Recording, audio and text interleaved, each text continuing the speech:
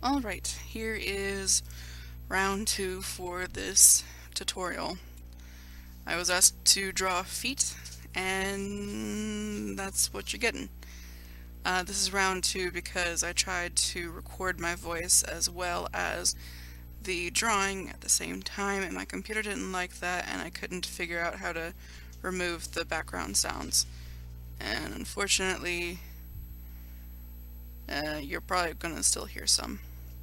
In any case, I decided to go about this in the way that I draw one character is for a reference of how big the feet should be compared to the legs, and then there are panels to the side for each viewpoint, perspective, whatever you want to call it, for more in-depth drawings. Anyway, how I start off is I go with a circle, and this circle will be a little bit wider than the bottom of the leg where it starts to narrow in order to make space, I guess, for the foot. So following the hind curve on the calf, you will go and make that circle where it will poke out just a little bit and then round to go a little bit out past the front part of the foot. And I hope this audio is synced up to the video, because I can never tell with this software I'm using. So from the circle I draw a line with a very flat oval, and the connection there, the little space between the two circular shapes, will be about half of the first circle, more or less. Of course, that's not going to be a fixed shape, but anyway. Also, the length of the foot will be about halfway up the calf, I guess. You know, the bottom part of the leg below the knee. So about halfway, more or less, depending on how big you want your character's feet to be. I suggest you get used to drawing things behind other things, because that's how one can progress. I don't know. It's a fun tool to know for being able to get what you want to show to look how you want it to. And it has a feeling of realism to it, because not everything is going to be seen at any given time. To reiterate, this is a sketch of a leg, of course. And of course legs will vary depending on gender and body type. But in general, here's this. So the circle for the ankle part will be a little bit wider than where it starts. And then there's the curve. And then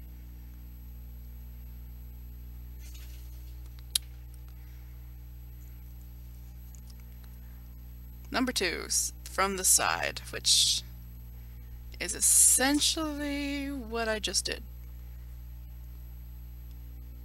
Yeah, so leg sketch.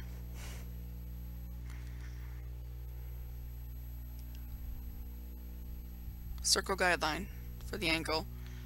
Again, a little bit bigger than the narrowed part at the bottom of the leg sketch. Where that line is drawn.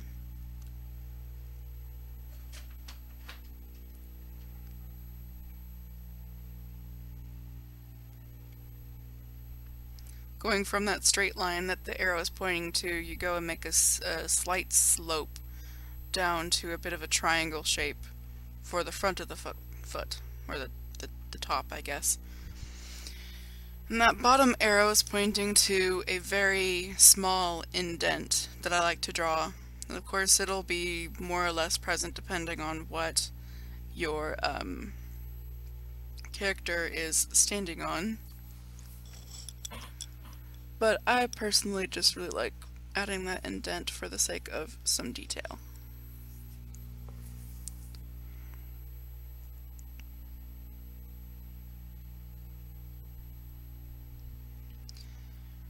Because there is a bone in the ankle of your foot, there will be a bit of an indent and also a, I don't know, a little hill, I guess, on the side of your feet, depending on what side of them you're looking at. On the inside, the little curve is going to be pointing inward toward the foot. And then on the other foot, or on the other side rather, on the outside, it will be pointing outward. And that will be shown here in a second, and I did not like how those toes were looking, so I'm just, those little curved bits at the end are pointing out where the big toes are, so you'll see which sides the little indents are on.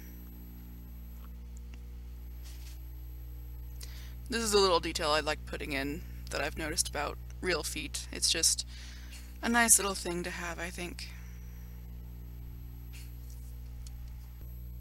On to number 3. Woo, okay.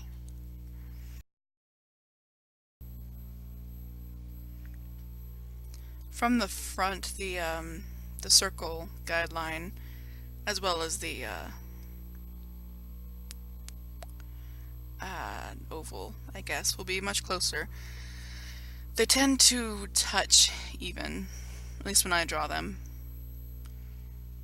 Of course, now I have to show off and not do the blah blah blah, the oval part. You've probably seen some human foot prints. So the small part there is the ball of the foot, or no, the heel, and the larger circle is the ball. So the ball is much bigger than the heel, and I was just wanting to point that out. So also the shape, for the sake of the shape of the foot, because of that, the oval will be a little bit wider than the circle is, more or less. The footprint I did is kind of stylized, so the heel will be a bit bigger than it shows. Ignore that stupid doodle on the bottom. Just ignore it, it's not there.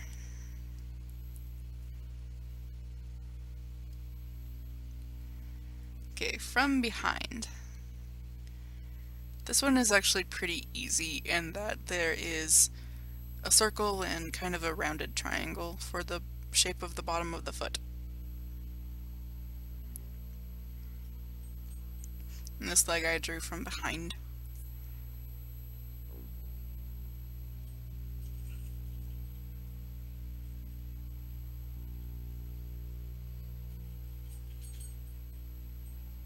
You can, if you want, to try and draw a toe sticking out, but from this perspective you'd only see the pinky toe, and the pinky toe is of course very small, so you might not see it that well.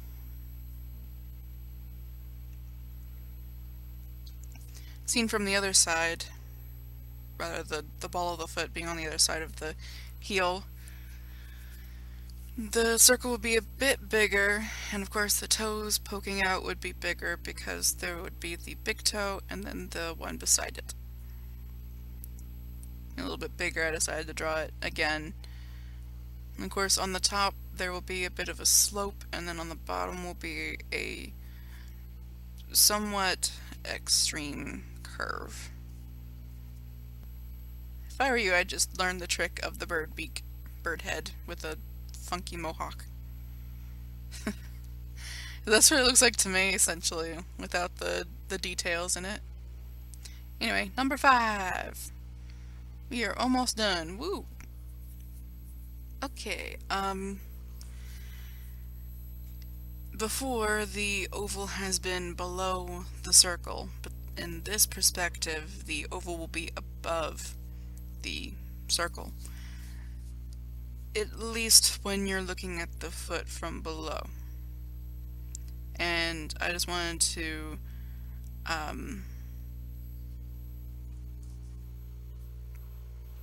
emphasize, there we go,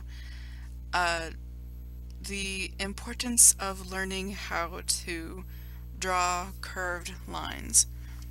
They can be so helpful in perspective and in drawing shapes, and most things in this world that are natural anyway are made with curved edges, and things like that box that have the straight lines, or the mostly straight lines when they're not in a sketchy form, are human made. So yep, that's that. Of course, because the leg foot is being lifted up, then the leg behind it will be shortened a bit, but I won't go into detail about how to do the foreshortening of the leg. Nor will I give details about the toes. That can be a different video if it is requested.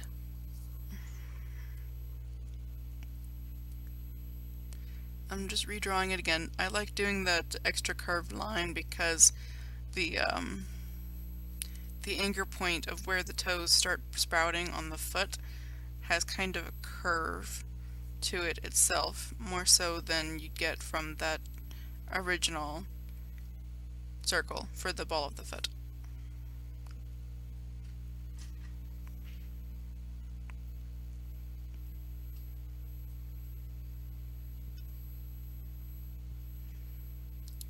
Don't forget the indent, especially when it's on the inside of the foot. That indent is very important for the inside. Not so much for the outside, but it is definitely a crucial detail, at least in my opinion, for the shape of the foot. And here we're going from below to above. So here it is the circle and the oval again, and the distance between the circle and the oval is about half the height, I guess, of the circle. Yeah. Just, you know. And then there's the extra curve with the toes. Yep. If you really wanted to, well, if you were showing this in like a running pose, then the leg would be covering the heel, that circle part. And here I am just sketching that out.